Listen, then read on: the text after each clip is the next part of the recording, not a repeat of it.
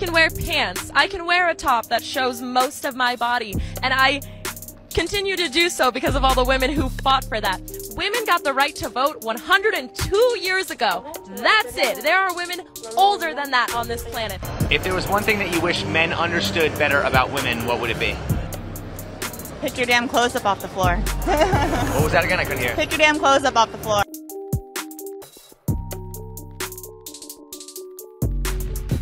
If you look at popular culture and observe the narrative that's been building over the last couple of decades, you will notice a pattern. A pattern basically suggests that men have always oppressed women, and women have always been subdued by men because men have always overpowered them. Men have not allowed women to enter the workforce. Men have made it impossible for women to earn more than them. Men have made it hard for women to be educated. Everything that women have wanted to do, but haven't been able to do, is because of men. And we've heard these narratives time and time again. It's a game of narratives. Men vs. women. Women are disadvantaged. Patriarchy is a flawed system. Being a man is toxic. Women who are sick or handicapped are victims of patriarchy. For the same job, women get paid less than males.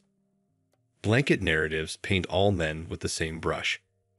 Narratives that make it sound like all women are victims. Did you know that despite prostate and breast cancer having identical mortality rates for men and women, 6 times more money is spent researching breast cancer? Men make up about 85% of the homeless population in the U.S. For the same offense, men are given much lengthier prison terms than women. Men are more frequently left financially wrecked and without much, if any, contact with their own children following divorce. Family law benefits the mother at the expense of the father. Men vs. women in the workplace. Men, by a significant margin, choose to work in physically dangerous and often life-threatening occupations such as firefighters, law enforcement officers, miners, fighter pilots, and soldiers in the military. 94% of accidents at work involve men. Men often wind up working longer hours and commuting farther than women do. It's because men frequently try to purchase their way into the affection and favor of women by taking on riskier and consequently painful roles. Women are the CEOs of 24 Fortune 500 firms. In order to equalize outcomes without balancing effort or merit, the state of California established a rule in 2018 requiring publicly traded corporations to add more women to their boards of directors. To get more women into coal mines, offshore drilling, or on garbage trucks. However, there is no such rule or policy, or even a consideration for gender equality to also be present at the coal mines. Funny, isn't it? Men vs. women in the justice system. Men are twice as likely as women to make child support payments to the other parent when one of them is compelled to do so. However, there isn't a comparable phrase used by the general public for women, unlike the derogatory term deadbeat dad. Men are 3 times more likely to be murdered, and they are more than twice as likely to be victims of violent crimes than women. Girls are educated better in schools because boys are taught in a female-centric environment from the very first grades. The majority of associate, bachelor, master, and doctoral degrees are now earned by women, and this percentage is rising almost annually. Men vs. women in media. Men are consistently represented as being unable to do anything right in sitcoms and advertisements, while women are praised and celebrated. You are viewed as a predator if you take your children any place in public. Dads who stay at home are lazy losers, whereas moms who stay at home are strong women. Women can abuse us all they like, but if we respond violently, we become monsters. It's the man's fault if a lady gets upset with him. Men vs. women in relationships. If you and a girl get intoxicated and have an intimate relationship, only one of you can be charged with assault. Women are not held accountable for leaving a man.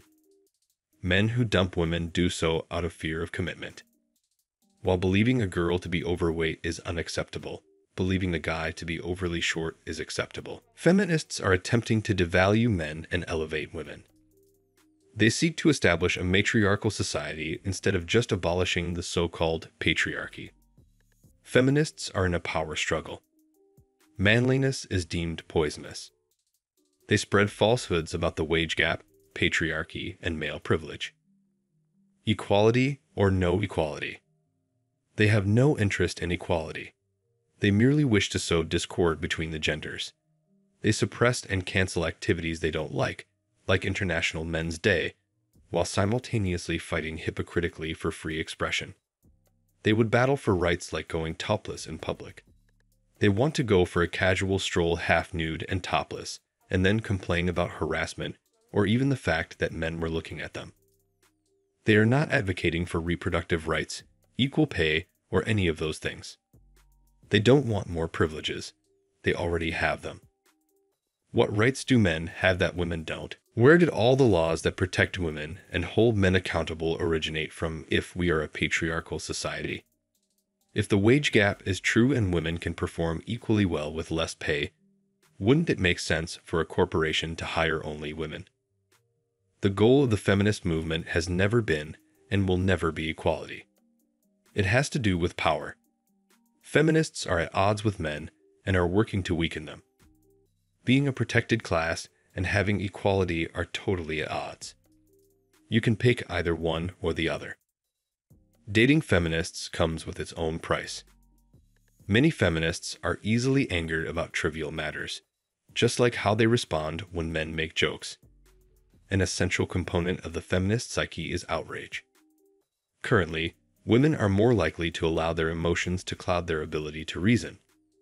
Women tend to value feelings more than men do. Therefore, when a woman adopts a feminist stance and behaves in a more neurotic, impulsive, and impolite manner against the entirety of the male gender, men do not immediately understand and consider the woman's feelings to be nonsensical. Perhaps it's this, or it just becomes a habit to show outrage over the tiniest of conversations that crack jokes regarding gender. By emphasizing the small-minded obstacles that women still ostensibly have rather than showing all of the amazing things that a woman can do, this victimhood attitude actively disempowers women.